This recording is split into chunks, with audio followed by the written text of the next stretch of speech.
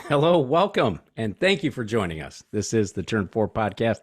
I am your host, Dan Maldonado. If this is your first time listening, welcome. If you're a regular listener, welcome back. This podcast comes from two lifelong fans of IndyCar and other forms of motorsport. Before I get started, I'm going to introduce you to my co-host, Tim Reiner. Timmy. Hello, Dan. How you doing, Tim? I'm awesome. How about yourself? I'm doing well. I'm doing very well. Good. You're looking Doing great very as well. always. Thank No you. hat this week. No hat. Thank No. God. I had to take the hat out of the equation. I didn't know what I was going to wear, but I had this generous gift from a listener. The Macs, Charlie Mac and Mrs. Mac, got this for me when we met them at Road America.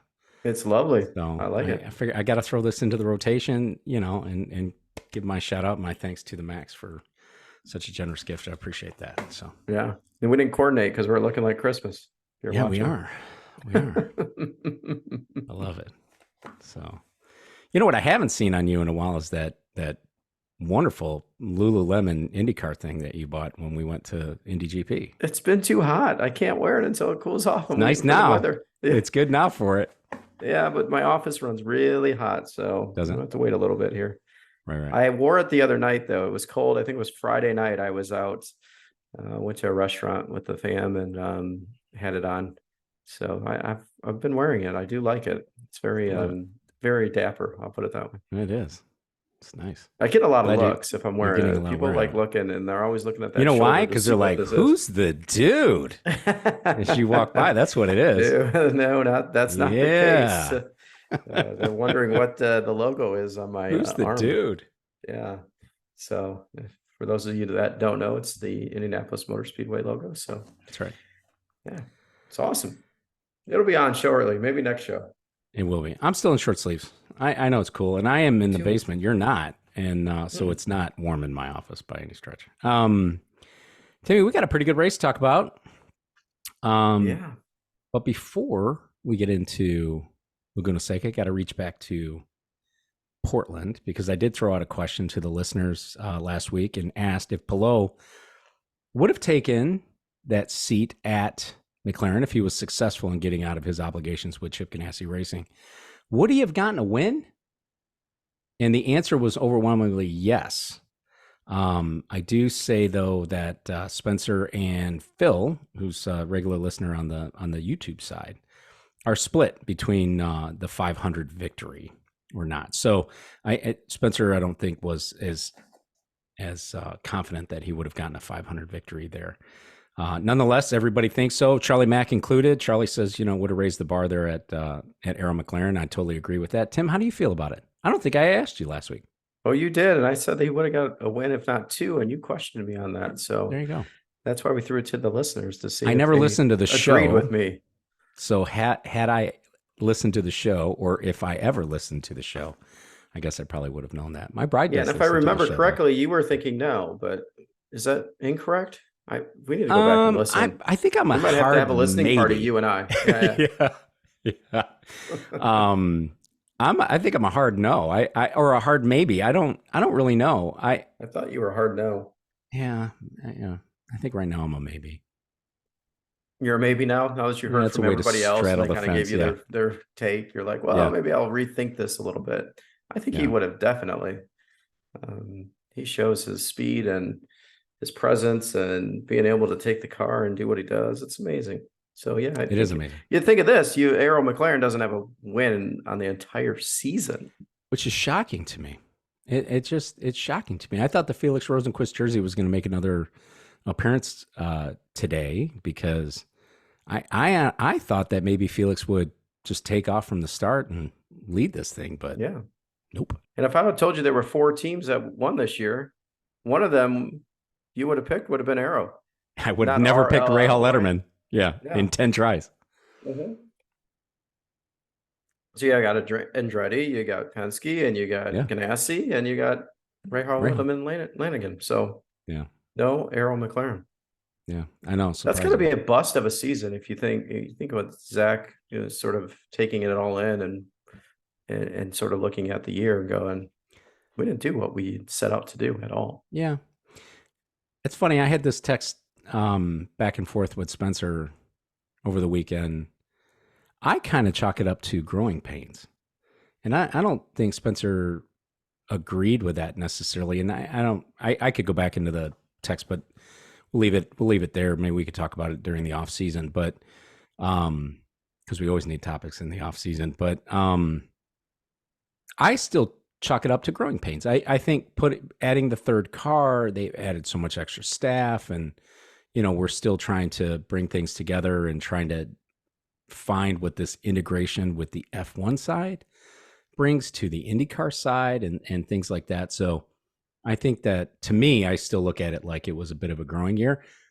I think even with that said, I would say that everybody at McLaren expected a win or two, I would imagine, even with the For growing sure. pains, right? And I think next year they probably feel like, game on, right? We're going to Yeah, and I take it to think Penske. We're going to take it to Chip Ganassi.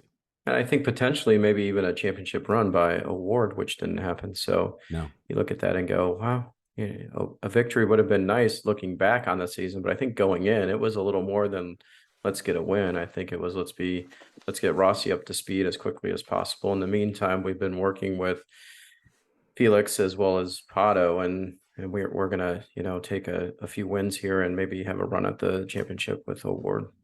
right. Wasn't meant Well, to be.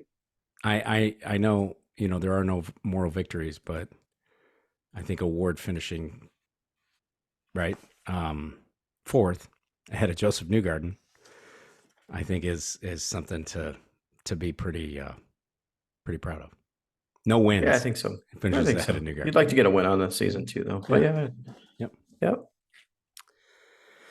So a very, I don't know what you want to call it, Timmy. You want to call it interesting, chaotic, mayhem. What do we want to call Laguna Seca? Well, I think I sent you a text that I was still finishing up the race, and it was mayhem up until then.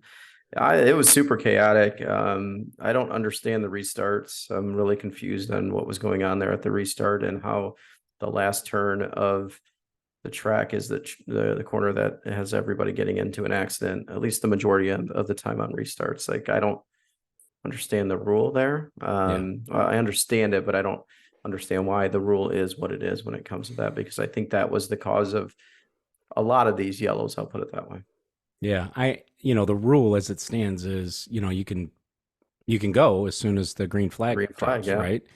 Where I think in the other past, series, you got to pass the start finish line. Yeah. So before you can make a move. Right. So, what's the right answer in between there? I don't know, but the jump in the starts thing is pervasive now, right? It's just what's happening. And I think everybody's doing it, and everybody plans to do it, because you saw Power pull out right at the start, and you saw Herta pull out. They missed the timing, but Herta got the timing right on the second pull out. But, by then he was already gone, and Grosjean had to tuck back in, and, because Herta was coming, and he was coming, right. I think it was a slow start. I think the start initially by Felix was super slow. So I just thought, that caused a lot of the cars coming out of line in the back of the field at the start. So when you look at that, you go, okay, could you have done a better start? Yeah, maybe. But at the end of the day, you had that turn one wreck that there was a lot of people, and I don't think it was a cause of stacking up the field. I think just people, it was the last race of the season, and I don't think anybody had a lot to lose, and people were switching teams. It was their last race with that team. So you let it all hang out, you bang up some equipment, no big deal. You're moving on to your new team, at least for some of the folks. Yeah, and they really did. I mean, it was chaotic. It's, I was watching, my daughter, right, has been watching almost every IndyCar race since we went to Toronto together. She, went with us to Toronto, and she's very interested in this, and she's been watching it actually quite enthusiastically. And, right around lap 15, that's what she said. She was like, this thing's lap 15 and it's just chaos. I mean, she couldn't believe how crazy it was to begin with, and it was only 15 laps into this thing. I wasn't sure if it was Nashville or if it was Laguna Seca. I don't know where we were. And think next year, where's the season end? Right, Nashville. Ooh. Yeah, Nashville's the only other time I remember this, this race report from IndyCar printing out in a way that, you can't, it shrinks it all up just so it'll fit on one page. And Nashville's the only other time I remember this thing shrinking up in this way. So, and for those of you not, watching on the YouTube, the perspective of this thing is so tiny, because the penalty summary and the caution summary is so long, it barely fits on one sheet of paper. Yeah. It's 8 cautions. Yeah. For 35 laps. That is a lot. Yep. It's almost, and for me, it's almost a little embarrassing for the series to have that many cautions. I think it made for some exciting race at times, but at other points, you're like, can we just get on with the pure racing of, motorsports and what it's all about? Yeah, you want some rhythm, right? You want some rhythm to this thing. That's kind of, man, we're going off on a tangent here. One of the things that I don't enjoy about watching NASCAR are these stage races, right? The stage or state, whatever they call it, right? It's like you got momentum going, and then all of a sudden you're going to throw a yellow. It's like, I don't know why you can't have a stage winner without throwing a yellow. Mm-hmm. Right? Your stage 1 winner is, I don't even know anybody and they keep going in that thing anymore. Yeah, and you just keep going. Right now, you're all of a sudden in the next stage. The competition yellow disguised as a stage, win or whatever. Don't need it. Yeah, don't want it. Can't win with it. Yeah, but that's where I'm at with that. I got to talk a little bit about qualifying though, before we get even deeper into this race. There was the idea that with the repave, that the 20-year-old record of Helio Castroneves, 20-plus-year-old, 2000, Helio Castroneves has the track record at Laguna Seca of a 107.7. Lundgaard was the first to get into the 106s, but I believe officially it's Felix Rosenqvist with a qualifying record of 106.64. Mm-hmm.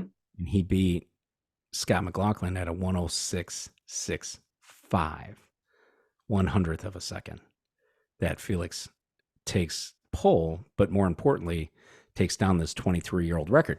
They started talking, I think it's Dario that has the record at Road American. They started talking about there was the possibility that the Road America record would fall because of the repave there, but they never really got to that part of that. I think the tires that Firestone brought were, good tires for competition with the degradation and everything, and they just didn't get a tire there that was going to help them move off the track record. But at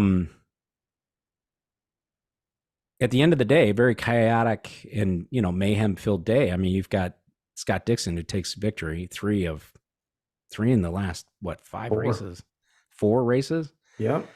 A month ago, the polls on the social media website formerly known as Twitter was all about, is Dixon going to get his win this year, right? Is he going to continue his streak? Same thing for Will Power. Well, Dixon continued the streak, but he also knocked out 3 wins since that time. Unfortunately, Will Power wasn't able to do that.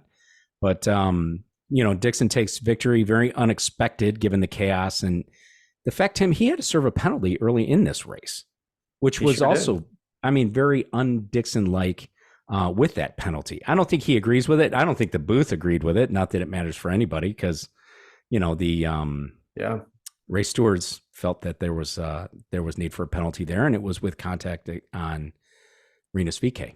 Mm-hmm.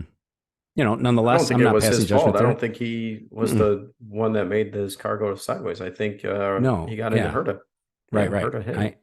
I would agree with you there. He was already second in the championship. He had already locked that up, but this kind of puts an exclamation point on the fact that Scott Dixon isn't going anywhere, and he's not going anywhere anytime soon. I know, and I had these wild fantasies that he was going to a couple of years ago when we first started, yeah. And especially if he won another championship, he was just going to bow out. But he seems to be having a great time, and obviously he finished the season super strong. And the latest I heard, he said he's good to go for another 10 to 14 years. And I'm like, how is that possible? Right. Well, not likely, but no, I think it's an exaggeration, but at the same time, he's He's definitely still got it, and strategy played a role in almost, I think, all three of his wins, honestly. Absolutely. You got to have pace though at the same time, and you got to be able to save fuel and still have pace. And he's done that, and he did that here. And I don't know how much a fuel save it really was with all the yellows, so it kind of played into his hands. And then you Yep. have other teams that haven't even put the alternate tire on, and so you have to pit even if you have enough fuel. You got to come in, and that's goes back to growing pains at Arrow McLaren Oh, and yeah. calling strategies. So Yep. you got Pato Award, who would have been in the catbird seat if he had put on the Reds earlier, and he didn't. Yeah.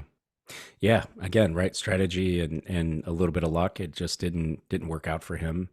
There was a video on social media. I think it's on IndyCar's website as well. It's Hinch interviewing Dixon. I think it's a Honda sort of segment, and it's this coffee segment, right? So like last week's was a latte with like an iced latte with Graham Rahal. This week was Scott Dixon. It was tea, which I think is interesting. But have to check it out on social media. But he was talking about, he said, because Hinchcliffe was basically asking the question of like, how much longer are you going to do this? Or how much longer do you think you can do this? He didn't really answer the question, but he did say the current deal is quite a long deal. Oh, which I think was an interesting response, right? It wasn't specific, but telling. And it makes me feel like, and I think he's earned it, that Scott Dixon is probably in a situation where, Scott, you're going to race with us as long as you want to race with us. mm-hmm. Right? Because I think Scott Dixon is smart enough. I think he's sort of conscious enough of his efforts and where he's at, where if he's a rolling chicane at some point, he's going to hang it up. I don't think he's going to need to be pulled from the car in that situation. I think Scott will know, like, I just ain't got it. Yeah.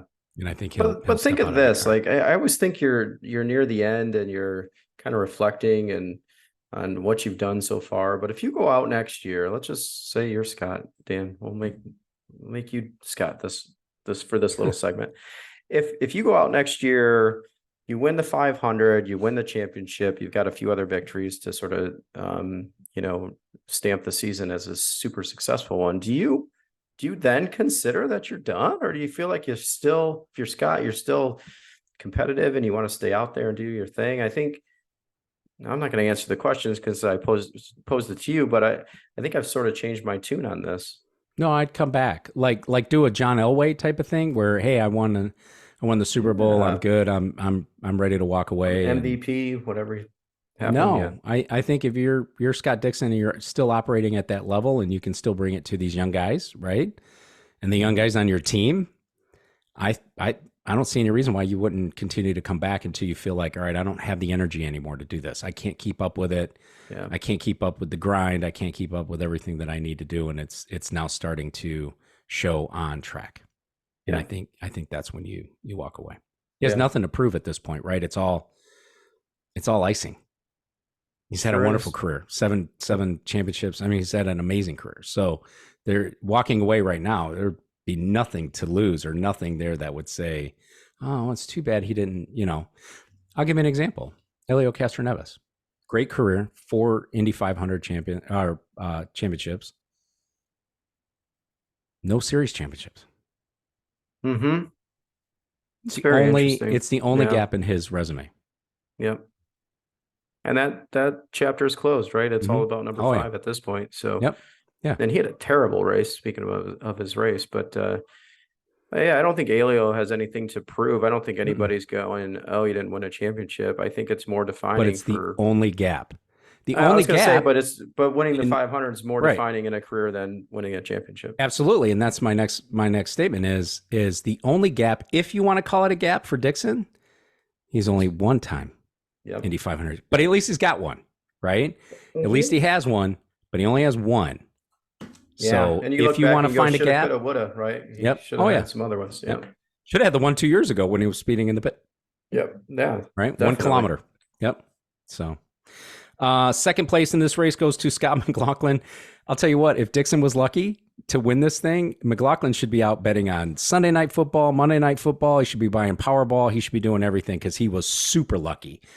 He bounced and banged off of everybody but the pace car, and he even said it himself, right? Mm-hmm. He had not one, but two drive-through penalties and still finished this thing second. And he sealed third in the championship, which was his goal. And we talked about it last podcast. He wanted to be the number one Penske driver in the championship. Check. And Yes. they wanted to be the number one Chevy team. Check. They got through all that. So he helped the team and Chevy achieve their goals as well. So Yeah, and if you look at it on paper, he finished where he started, so you wouldn't think it was a crazy race for him, but it was a crazy race across the board. It was a crazy race. Yeah. Third goes to Pelot. A little bit of luck here too, because a little bit of luck remaining. It could have been very, very bad because he was on a strategy. He was getting ready to come through. Yellow flag comes out. He was already past the point of no return. So even hanging on to that yellow flag wasn't going to save his race. And then, of course, upon the restart, he gets clobbered by because Santucci. He's back in 15th, He's right? way back in the field, which he never is. Bombing the last corner to get a pass before the green flag. I know it's after the green flag, but I feel like it's before. Yeah. And Santino goes over the back of him and punts him, and no damage to the car. So I think he had bad luck. That the Ganassis are built right. No luck. It just kind of all fell together, and he had pace that got him back up to third place, which is a podium finish. So if you look at his season as a whole, his worst finish is an 8th, I think twice. And then he comes in with a third place. So no DNFs, consistency, calm, cool. If this was a normal race, it would have been a carbon copy of last year. Pelot wins by 30 seconds, right? That's what happened last year. It was a 25-30, whatever it was. He just dominated the race. And we saw that same poise and that same pace that he had before to do it again. And it just, the chaotic nature of this race and all the yellows that we couldn't even go and talk about every single one because we'd be here for all night, Dan. But every 9 laps or something, there was a yellow flag. Perseverance. Right? He just came through and did his thing. Yep. He has the fastest lap of the race, fastest lap in the leader lap as well. So, and they're both the same. So, he would have, like you said, I think he would have taken off, and I think he would have gone out. Yeah, he would have sailed away from. Yeah. Biggest mover. We don't normally talk about this, but I have to talk about this because, my daughter. But Callum Ilott, right? Who I like. You and I both like that whole team. Yeah, the team looked good this weekend. Team looked good. Team looked really good. Drives from 20th starting position to finish P5. In this crazy chaotic. He did have a coming together with his teammate again. That's what damaged Canapino's wing and kind of started dropping him back. But that actually, Canapino's finishing position helped Junko's Hollinger Racing get that entry into the leader circle points. And that was everybody's, obviously that's always their goal because that's almost $1 million payout from IndyCar. But let's talk about Callum Ilott's talent, Tim. I think he's a great talent. He's a former Ferrari Academy driver. I think in a top team, he's contending for wins weekly. Yeah, I think he's got the talent for sure. I think he's got what it takes to win. And obviously he's on a small team and shown a lot of promise there. But yeah, if he was to move somewhere, I think he'd be competitive for sure, and competitive week in and week out. And I think he'd be, looking at top fives, at least competing for top fives very often. I don't know if he's on the top of the podium right away, but I think it takes a little bit of time. But I think, he's the real deal. Yeah. It was Connor Daly's podcast. It was early in this season, and Callum was on there and he was talking. Two things stand out to me I'll never forget. Number one, they don't have a simulator testing program where they go and they run the Chevy simulator. That's number one. Number two, they pretty much run the same standard Dallara damper at every race. So picture that. Yeah. right? I think the beauty of their operation is just the simplicity. Simplicity of If, it. Yeah. if you can compete in and out and you're doing simple things and not changing a whole lot of stuff and you can still compete, that's a great series to be in, and being a small um, team owner and trying to get some good finishes. Top five's great. Um, Augustine Canapino, if he didn't have that front wing damage, I think he would Yeah. have been up there too. Oh, He oh kind of yeah. So they were third and fifth on the restart before it went to on the last restart. And unfortunately, he lost a couple positions, right? So he lost it to Pillow and Power through the last 19 laps or whatever it was. Maybe it was a little more. And then Augustine sort of fell through. And I think he sort of let some people by. He knew it was Holding people up. he was, Yep. it was just the way his car was damaged. Yeah. Talking about the picks before we move on here. So what's interesting, everybody, I have 4 picks picked. So you, me, Spencer, and Phil M, who's a regular listener on the YouTube side, and everybody has Herta one way or another, right? Mm-hmm. And then you and Spencer have Dixon winning this thing. Yeah, I had him at the beginning of the season winning this, which I don't know how that sort of came Yeah, to fruition. This is Dixon's first ever win at Laguna, is my understanding. yeah. So yeah, we picked him. I think a And few others had Ilott though, which and was Spencer had impressive too. Ilott as the dark horse, which is amazing. Yeah, if we were Yeah, betting on this, he wins, right? Because he's got Ilott yeah. that finished better than my pick, which was Malukas. And then Dan, I don't know, your picks were your picks. Pretty bad. Herta, Herta Rossi, You had Rossi, Rahal. you had Arrow getting their win. Oh, well. Yeah, I Then you did. had Ray Hall. I did. Whew. Dark Oh horse, well. which I'm not sure we can call it a dark horse anymore. This isn't going I to be a think we traditional can. race recap. That's I want to talk about some of the things here that have kind of piqued my interest, not only in this race but overarching with what's happening in the series as well. So, just kind of moving on. I think I want to talk about in some ways how the tide is beginning to turn, and we've kind of touched a little bit on that in this earlier part of the conversation. One thing that you can say about IndyCar racing is that any given Sunday, anybody could win. And I think that's pretty true, right? I mean, you have your Yeah. likelier candidates, but Tim Armstrong But the winning this thing more wouldn't have been that big a shock. Ilott winning this thing would have been a shock, but again, it's IndyCar, Mhm. right? I think we say that in this series because it feels that way. But at the end of the day, if you look at the winners and you look at the teams they come from, with the exception of maybe one this year, Yeah. it's it's sort of predictable, right? Mhm. And then you look at championship standings and how it all kind of all falls out. And if and I'm not saying I'm good at this, but I did some recap before the show, and there was only one driver that's in the top 10 that I didn't think would be in the top 10, and vice versa, right? So otherwise, everybody that I picked up for the top 10 made it the top 10, which is, to me, I don't feel like I'm a good predictor of what's going to happen, but I think if somebody can do that, then it's fairly predictable. That's what I'm just sort of getting at. Right.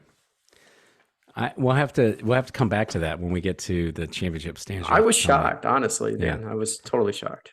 Yeah. So Marcus Armstrong, I mentioned Marcus. He's confirmed for a full-time ride next year, back again with Ganassi. He said in his post-race, and I agree with him, he thought at some point he was going to win this thing, and at another point he thought he was going to finish last. That's kind of what I'm talking about, right? A little strategy, Mm-hmm. a little luck, and he could have taken this win. He certainly could have taken this win. Your thoughts on the turning tide, and tell me about Armstrong, because you have been kind of high on Armstrong all season. Mm-hmm. I've not been that enamored with him. Not to say I didn't have he wasn't on my radar. Well, I'd just say he's young. I think he's very talented. Chip doesn't put somebody on his team that isn't talented and can do can win and surprise some people. And I thought he would come through and get one of these races, and he was in a very good position. And I think the thing that sort of got him was you come out of the pits behind Dixon, and then you're like, oh no, I got to sort of battle through my veteran teammate at this point. And then you end up falling back, and then you do a dive bomb move and you get yourself in trouble. So Yeah. That's and so to his point, saying, "Yeah, I thought I was going to finish last because you're sitting there trying to get restarted and moving again." Um, but he shows promise. He shows Yeah. promise in all the events. His first time around, I would have liked to see him at least break into one win this year, but it just wasn't meant to be. I think you got super strong teammates, and that's who you're battling. Mhm. You think of Dixon, who took 3 of the last 4, Pelot, who was on a run that took 3 of 4, and then had another win later in the season. So it's just that just if the team's on, the team's on, then you got to really focus on your teammates, and he's just got really good teammates at this point. Right. And I think overall the season was a success. I mean, he took rookie of the year honors, and Tim, he didn't run the ovals. And we're not, Yeah, it's not like 10 year, we only had a couple of ovals. it Right. So shows I how mean, good yeah, Team Ganassi is, and if you keep your nose out of trouble, you're going to have a good car, and if you're in a Ganassi car, you know how to drive a car, right? There's no question about that. But you look at it, he's the only driver on that team that didn't get a win. that's true. Yeah. Marcus Erickson. Yeah, Marcus is Marcus the won the quiet, first yeah. race of the season, Yep. and then you had Dixon and Pelot run off their win. So Yeah. um, just one driver missing out of that, but not missing by much, in my opinion. Nope. So look for him in. I expect him to be in victory lane next year at one of these events that he's now gone through the process and has done it. I'm hoping he's going to do the ovals, but I don't know if that's been confirmed or not. But He my is. hope is you do the full He's season. he is doing the full season. He's testing at Texas this week. Okay. So he's going to start putting his test program together and get himself out there. So we'll see what 2024 yields. I mean, you're calling it right now. He's going to get a win. Yeah, I think so. That's why I'm He's going wearing to win green. Texas. That's why I'm wearing green. Moving on, Ilott and Canapino both ran well within the top 10, occasionally in the top 5. We talked about this, right? They're the smallest team by far. Earlier this season, they fired a chunk of their engineering staff. And, we've talked about this, the anticipation of a Arrow McLaren technical alliance, right? The possibility of that. I'm not sure where that is. I'm not sure if this team is even settled 100% for 2024. But if something happens, I would tell, meaning Juncos Hollinger has to either slim down or maybe take a year or two off. I would tell you that Ilott's immediately the best available driver on the market. Yeah. If there's Agree this with that? alliance, does I like go to Arrow and Malukas doesn't? Or like No, Malukas goes. He's already been I know announced. I But with mean an if it's alliance, in you the just, works and it's gonna happen, do you it think would be that would like Michael, it would be like the Meyer Shank, right? You yeah. still have your own program, but you're just using engineering support from Yeah. Arrow McLaren, Okay. which imagine going from that, right? That's eating peanut butter and jelly and Cheez-Its, right?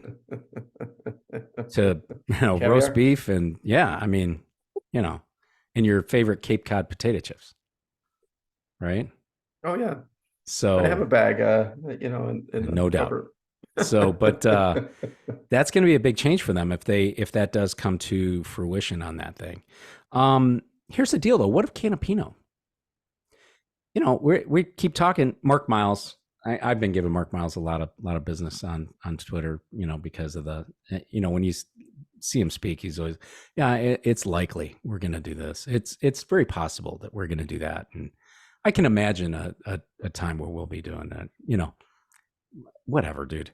But it's, I think, right, in the words of Mark, likely that we're going to go to Argentina. It's probably not going to be a points paying race. It'll be another I don't understand that, exhibition. but that's okay. Yeah, me neither. I agree with you there. If you're gonna go, you If might you're as going well to go bring do them, it. yeah, might as well make it a part of the championship. I don't know why you Yeah. wouldn't. But here's the thing: if you're going to go to Argentina and the state sponsors that trip, IndyCar to Argentina for this exhibition, you damn well better have an Argentinian driver if you don't have an Argentinian team. Mm-hmm. So they're going to have to figure something out there. I think he stays. At least I'm hoping. I think he could be really good too. I think you put him in a top tier team, he'd be good. He had some growing pains this year for sure. He's a little older, but that's okay. But how old is Scotty Mac? Do you know? I don't know off the He's top of got my to be head. 30, 31, right? Yeah, Right they around got the to be same in that age. Yeah. same. So Um, I hope he stays, and I hope this Argentinian race goes on, and I hope it's points paying, but I don't think the first year it's going to be, No, me neither. based on everything we've heard. Yeah. Um, I think we've long considered Penske and Ganassi the top two teams in the series.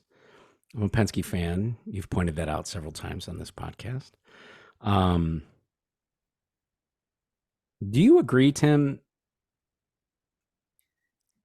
Is Penske still the best, or is it Chip Ganassi Racing? I think it's Chip Ganassi Racing. It has been over the past several years, and it's tight. It's a tight race. Power won the championship last year. You had Below the year before. They've been sort of trading blows when it comes to that. Even Indy 500 victories, right? So, yeah, I think it's I don't know if the tide has turned. I think it's just full moon, half moon. The tide rises just a little bit more during those times and recedes at the back a little bit. But I think if I wanted to go to a team, I think if I'm a driver, I want to go to Chip Ganassi Racing, right? I think Which is they're kind of what I said all season long about I'm not convinced Pelot's leaving. Why? yeah, Why because would you're you? on the best team. By far, right? By Mm-hmm. far, leaps and bounds ahead. You're ahead of Penske, who's ahead of Arrow McLaren. You're going to go back two Mm-hmm. steps, Yeah. right? I'm not sure. So, And you look at victories this year, yeah, Andretti's ahead of them. Ray Hall, Letterman, Lanigan's ahead of them. I'm just if you that's go just fact. based on That victories, is that's all I'm fact. saying. Yep, Yeah. that is fact. Two out of Andretti, right? I mean, Yeah, Kirkwood. Kyle Kirkwood. Yep. Two race wins. So why is this in the turning tide section? It's because I think number one, we're definitely in the final chapter or two of the Will Power story. Who outstanding career, multiple series champion, has an Indy 500 victory, the king of qualifying, right? I think when he decides to hang it up, he has nothing. There's no obvious gaps there, right? I Mm-hmm. think that I think that he can move on and he can hang it up. I also think he's going to hang it up. I don't see him going to another team, a la Pagano or Castroneves. I don't see that happening. Number two, I don't see him going to sports cars either, a la Pagano or Castroneves. I don't see him Yeah. doing that either. I think once he's gone, he's going to hang it up. He'll do something with Will Power Karting, I think is what it's called, and I think we'll see him around occasionally. But I don't. I think that when Will's career is done, he's done. I think he'll be happy to go home. Well, he just signed a multi-year deal, right? With Penske, with Right. And I Verizon don't know what staying that on. means. I don't know if that stays to the end of next year or if it's through the end of 25. I was texting Spencer about it yesterday, but I don't know what that means. But here's why this is the turning tide. I think Newgarden will continue to be a force in this series, but I'd tell you, and I told you a little bit last week, that his bus bro, Scott McLaughlin, has knocked Newgarden's feet off that desk, right? And has thrown it down. And I think he has thrown it down right now by Mm-hmm. taking third in this championship and asserting himself by saying, I want to be the top Penske driver in this championship against his teammate that had 4 wins and an Indy Mm-hmm. 500, right? Including an Indy Mm-hmm. 500. Yeah. How do you see it? No, I think so. I think Newgarden, something happened. Yeah, he threw it away at Gateway. Um, and at that point he was sort of disconnected with the season. He knew he wasn't going to win the championship, and I felt like he just kind of, I won't say gave up, but sort of did. Yeah, And the just luck just wasn't there, right? It just kept looking bad every so after a yeah, while it's kind of like, is that just bad luck or are we kind of just like throwing it away? Threw it away at yeah. Portland in qualifying. Said I he made think a if you mistake. yeah, I think if I look at the team though, and who's the favorite to finish the top driver in at Penske next year, I think I'm still leaning Newgarden. Um, Not that I don't like Scott, I just think Newgarden with his experience, his domination at ovals, which is just bizarre to me in this series. That's so predictable or unpredictable, and anybody can win when you have Newgarden winning 4 out of the 5 oval races. I think that's the Yeah. number. Um, yeah, if Scott can capitalize on some of that, then yeah, I go. But if Newgarden capitalizes on the other stuff, then he's super dominant. So I think it's still a toss up. It's hard to say.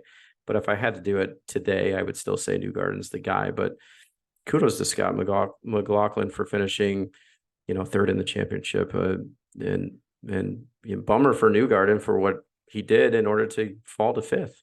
That's Yeah. terrible. Yeah, kind of a bummer, really. I mean, When you're in the championship height, to win the champ, well, not to win, to battle for second up until 4 races to go, and then you fall to fifth. yeah. What are the turning tide at Ganassi? Dixon will continue to be steady. There's no doubt about that. He isn't going to drop off precipitously, right? For next year, he's going to be Scott Dixon. Palou, he's a beast, right? And if Chip can lock him up to a long-term deal, I think there's many championships and there's a whole lot of wins that will happen out of that 10 team, right? Mm-hmm. You already spoke about Armstrong. Tell me how you feel about Linus Lundqvist. This is my turning tide part of this. You have steady, right? With Dixon, got this amazing talent with Palou. How far can he go? What's his ceiling? We don't know yet. And then you got 2 young guns in the top team in IndyCar, and they come from a pretty good background. Mm-hmm. So we know what you feel about Armstrong. Tell me what you think about Lundqvist. I'm not sure I've seen enough of him to really gauge on what I think he's going to do. But you look at his history; he's a good racer. He's got a lot of first place victories, no matter what he's doing, and a lot of good finishes in championships and so on and so forth. So I have to assume that he's going to be good, and he's going to be just as good as Armstrong coming into this. And I'm sort of thinking he's going to be a force to be reckoned with. But again, I think you're in the best vehicles out there, and so if you get a good setup, Still got to beat your teammates, Dixon and Palou, right? You have to beat your teammates. So are you going to be number one out of those guys? For sure, you're not. But I think you're going to battle a lot of good people and for good top 10 finishes. Yeah. I think this signing comes out of the blue, I think, for most people, because, Lundqvist went from no ride and he was the Indy next champion. And it was kind of odd that he didn't have a ride. Nobody really gave him anything, but he didn't have any budget either. That, Stingray Robb pulled together budget and pulled together a full season effort with Coyne. And Stingray Robb didn't have anywhere near the season that Lundqvist had. And but he still managed to pull together a full-time ride. But Chip's done it before, right? I mean, he's done it before with Zanardi. Nobody knew who the hell he was. Nobody knew who Montoya was. And when Palou signed with this team, everyone was like, "What? What? How do you go from kind of he had one podium with Coyne at Road America, but otherwise kind of a mediocre season, and now all of a sudden the guy's in the 10 Chip Ganassi car and then takes the championship the first season." Yeah. And I think if last year you don't have all the controversy, you do much better than what you did. And then he totally agree. turns around in this season and has this run that just is so good and just doesn't make mistakes, right? I think that's what it comes down to. You don't make mistakes. You stay in the top 10 all the time, and you rely on your team for strategy, which I think if you look at the team, they're probably the best team on strategy.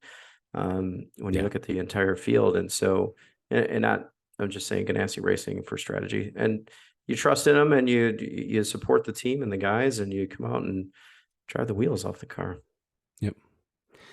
Turning tide. It'd be interesting to see what 2024 looks like with a lot of these young guns, and obviously the cars will not be new, but the situations will be different because you have the hybrid component coming in. So that's going to change a bit of the vehicle dynamics. They're going to have to do some revised body work there. There's going to be a weight difference. There's also going to be a weight difference because they're going to a lighter aero screen, is my understanding. So there's going to be some changes there. So we'll see which team is able to, pull it together faster than the others. And, I think you talk about center of gravity, where it's at, and who has a better damper program to offset that. And how my money is still on the same, right? Ganassi, Penske, Arrow McLaren. I don't know how you threw Arrow in there, but yeah, I'm They are saying it without any shame or any embarrassment at all. They're going to lean more heavily on the F1 program to help juice up the IndyCar side of this thing. mhm. So I give them that.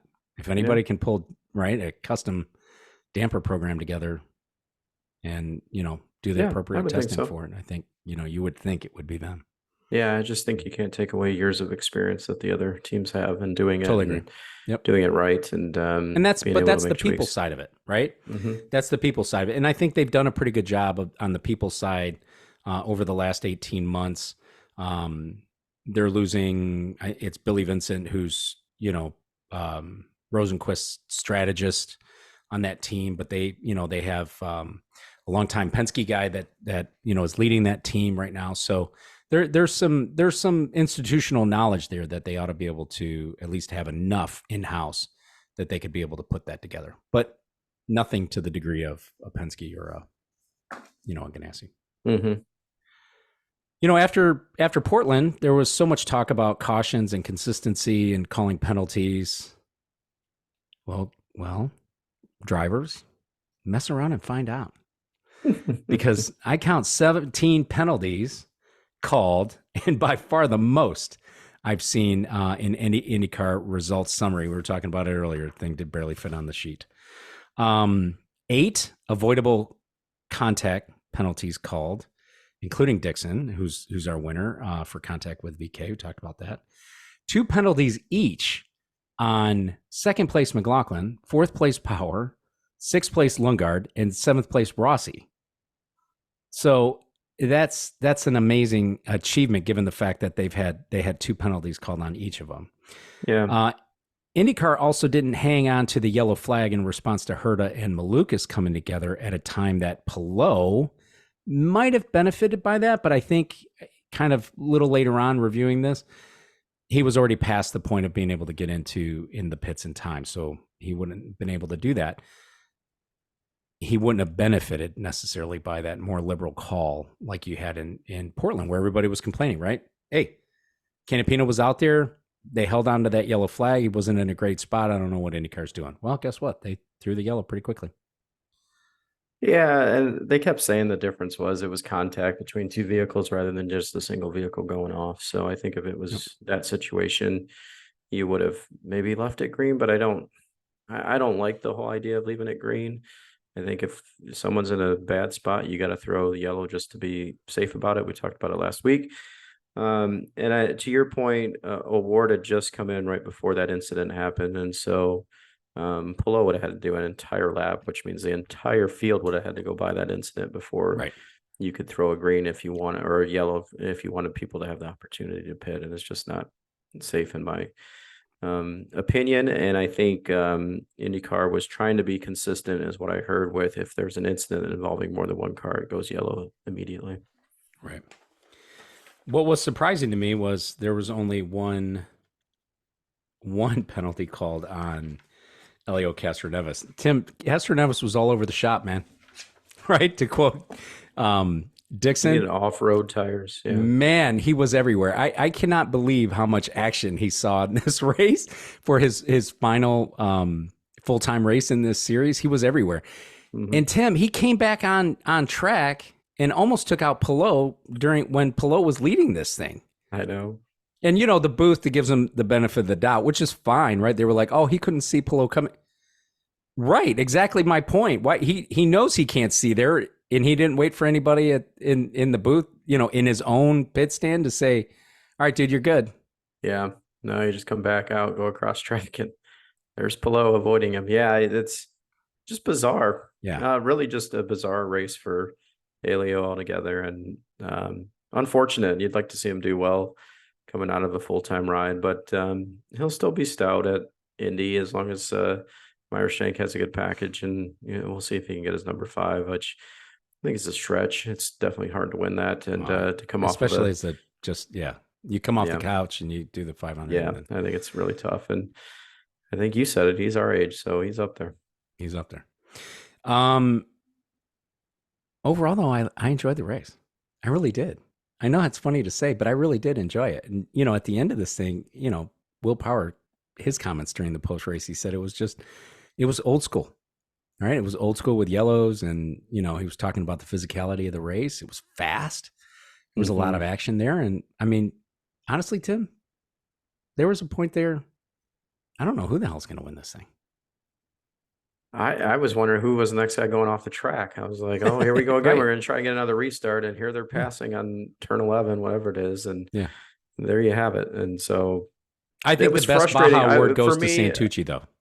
He rode that whole, almost felt to yeah. me like it was the whole front stretch. He rode that thing in the gravel. Oh, yeah, that was a great save. Yeah. Oh, yeah. For sure. For me, it was a frustrating race to watch. I think it was, um, for me, I like a little more green flag action and a little less yellow.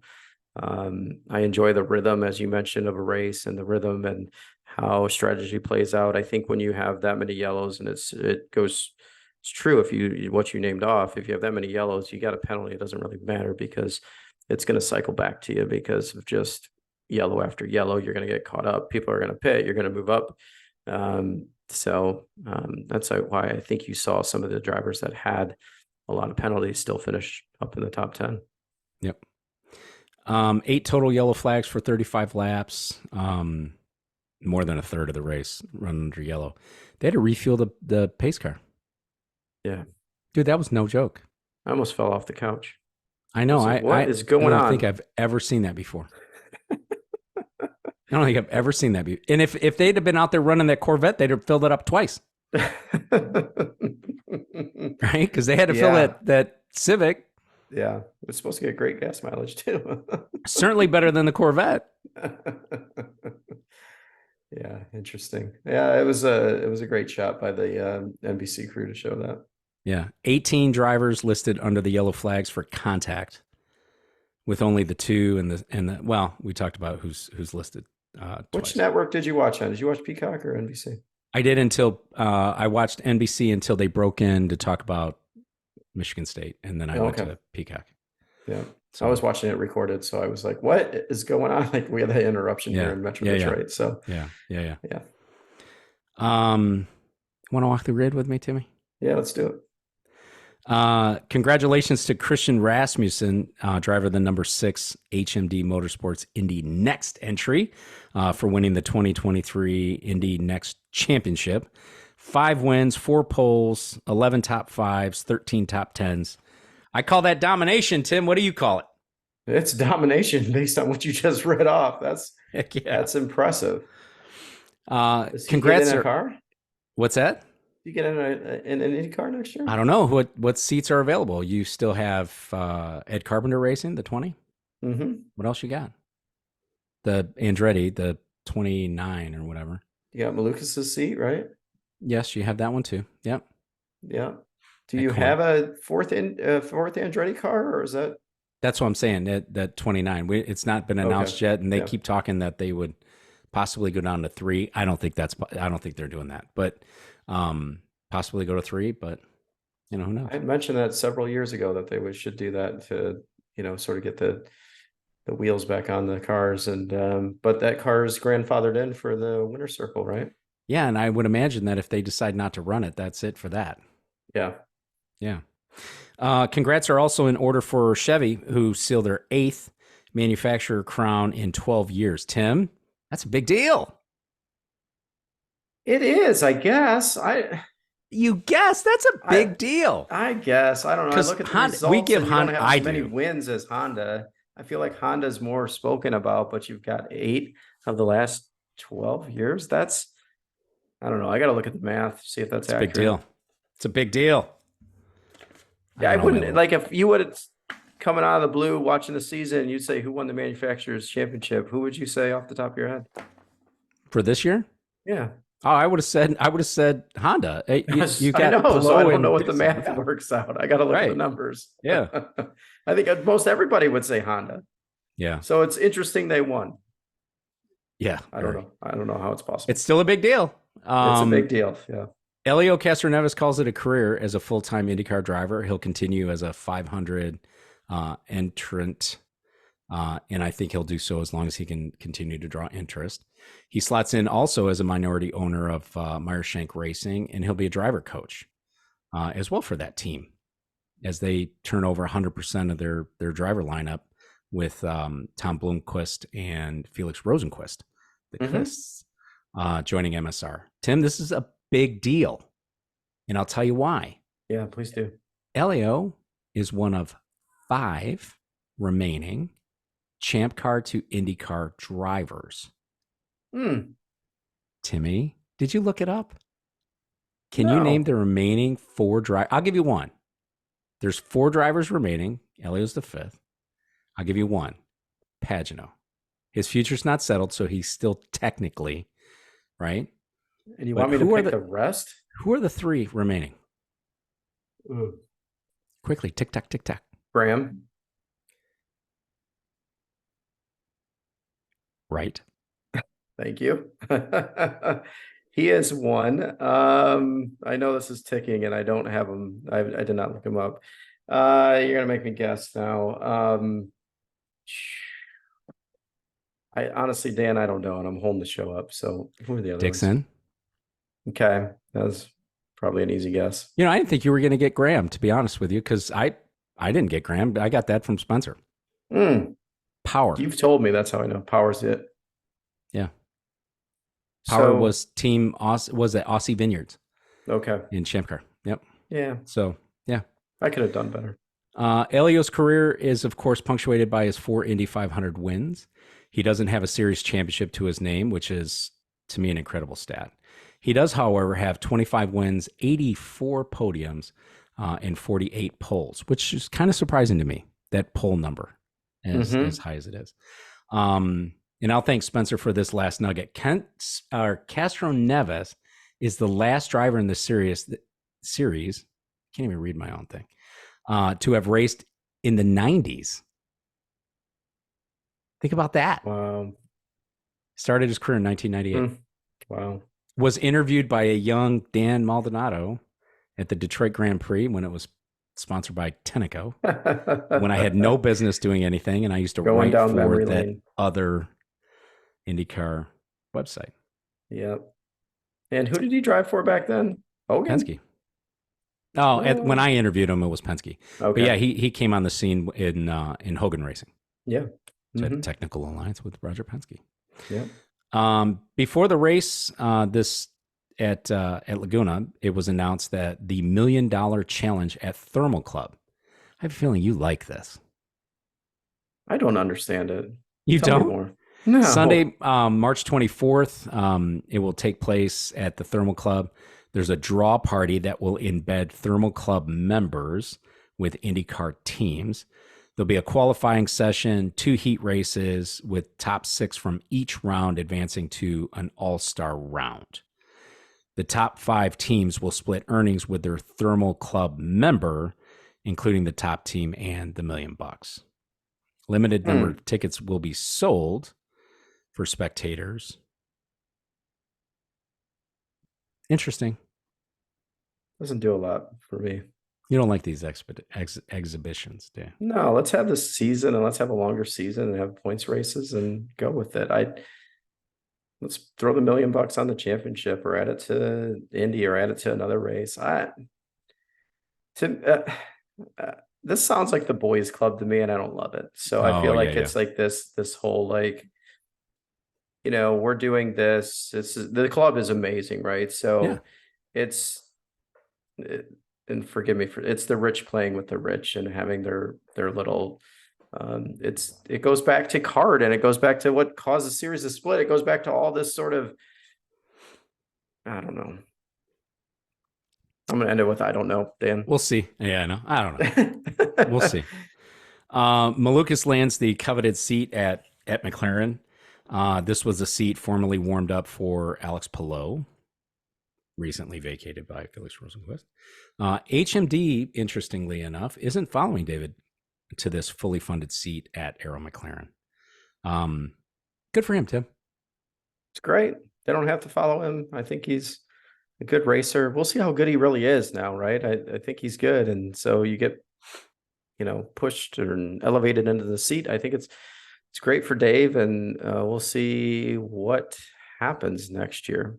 What's interesting to me is he's going right. They went from this seat is going to Alex Palou to David Malukas, Mm-hmm. right? Because I mean, Malukas he's shown some flashes of good things. He's in a Coin. We know. I mean, Coin was decimated in their engineering staff this past year, so they've really struggled to keep things together there. A little lower than expected, I think, even by their standards. I don't think that team dynamic was good. I mean, Stingray Robb in the beginning part of this season damaged a lot of cars. Mm-hmm.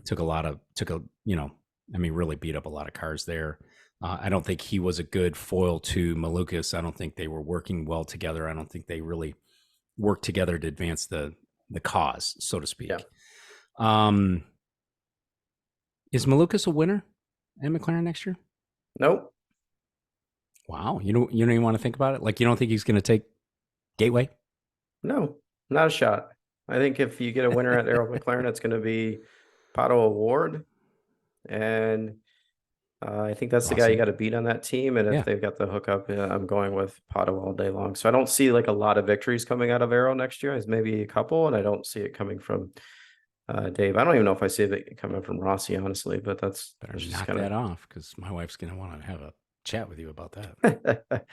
I don't know. I haven't seen moments of brilliance out of him that I've seen in the past. So I start to question how things are going over at Arrow and whether he can put together a string of victories there or a victory. And so to bring Dave in and say he's going to get a win before those two guys, that's the reason I said no. Nothing against Dave. I think he's a great person. I think he's got a great he'll be perfect there for the social media and the personality and all that right? Stuff. Yeah. So I like the guy. I don't know if it comes from him out of that team, because the other reason you look at that, Rossi came to the team, right, with a lot more experience, and I think people expected him to get a win this year, and that didn't happen. So that's what I'm saying. No, nothing against Dave. Right. The ride swap, or whatever you want to call it, with the Hertas, with the 98 Reynard on that track. I loved it, Tim. I loved it. I think damn near brought a tear to my eye. I know, it was the best thing ever, and it was so cool to see that. And I say just bring back the old cars and let them run a race, right? And put the current drivers in it. Let's put those cars on thermal, right? Let's do. Then you do the million. Then I'm all excited because it's a throwback. Yeah. It's like the real deal. Like, I don't think it makes sense with the new cars, but and if it's not a points paying race, then why do it? Colton said it was vintage cars and do it for $1 million. That seems more interesting to me than a race that the cars are going to race anyways. Do something different. It would cost them so much money to find. I mean, you see those pictures of the Chip Ganassi shop. I mean, there's half the field right there, but I think it would cost them so much money to find, because you have to support those engines. You got they were running methanol, not the ethanol that they run right now. And Herta talked a little bit about that, but it was interesting because he said it was pretty similar to what they drive now. I'm not buying it, but I wasn't in the car, right? I'm not buying it either. Come on. I wasn't in the car. You can't say it's a lot more fun driving that car than the car you're driving currently. So you got to say, it's very similar. No. Oh yeah. It what, 200 more horsepower? He was still spinning the wheels coming out of the pit in second gear. It's a rocket ship. Yeah, and in third gear. I mean, that thing is just there's. We were fans at the time. We saw those cars go around many tracks, and they don't look the same. And I'm not just talking about looks; they don't look the same. They look feel the same. They don't sound fast the same in a different way. Yeah, like man, those days are unfortunately long gone. But there's some great memories about the cars and the speed. And I think at the time, I think we appreciated it, right? I don't think there was this thought like, what is this sluggish car? They were the best of the best, and it was dangerous and it was fast. And obviously you want to get some of the danger out of it for sure, but you make a mistake. And you and I both went to MIS a lot of times, Michigan International Speedway, and all horsepower, 240 miles an hour, like crazy speed. Yeah. When we talked to Max Pappas last year, right? He was telling us about, qualifying engines and race engines and, the specialty Oh, things that they were doing. They were burning money, constantly right? doing, oh yeah, R&D was just constant. Yeah. So, and I think Townsend alluded to that on the broadcast this past weekend. Yeah. And I'm so old school. I miss the days of no speed limit in the pits too. Ooh, no, no, I, no, in and out, right? I no, get it. For no, the safety of everybody, it makes sense to have it, but that was just it was like it was daring, right? It was a very daring no. sport, and That a was lot of dumb. The D word you're looking for is dumb. We'll have a more comprehensive look at the championship, including our preseason picks during the next episode. But looking at it now, now that I'm looking at it, you would have never picked out of 30 drivers. You would have never picked Lundgaard in the top 10. That's who you're referring to, right? Yeah, it's the only driver I didn't have in the top 10 out of the Yeah. top 10 finishers. So that's sort of how that played out. Yeah. I had Rosenquist in there. So You did. Yeah. They sort of fell into different spots, but you get 9 out of 10 in the top 10. It goes back to predictability. Anybody can win this, that. I don't know if that's the case with the series. That's all I'm saying. Palou and Dixon, we talked about that 1 and 2. McLaughlin, we talked about it earlier. Just an amazing accomplishment, finishing third in this championship. He called it, right? He called a shot. Up 2, Leapfrog's award. He pointed to the Leapfrog's fence and hit the ball over the fence. His teammate, right? Award finishes 4th, 1 spot out of being able to qualify for a F1 super license, unfortunately. Newgarden slips to 5th, which that's got to be just a gut punch. Just a gut punch for Newgarden there. Ericsson hangs on to 6th as he gets ready to move on to Andretti. Power 7th, a valiant effort. Lundgaard, most unexpected, 8th. Rossi 9th, and Herta 10th.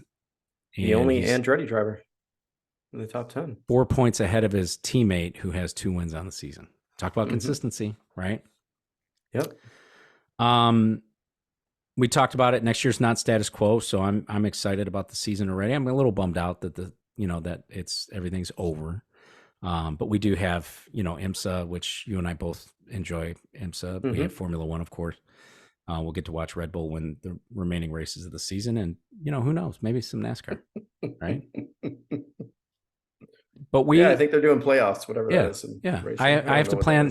We've got to talk about our trips to on-site races next year as members of the media, and then we got to talk about ones as fans. I can tell you right now, my bride and my baby girl seem to be interested in attending a lot of races, and based on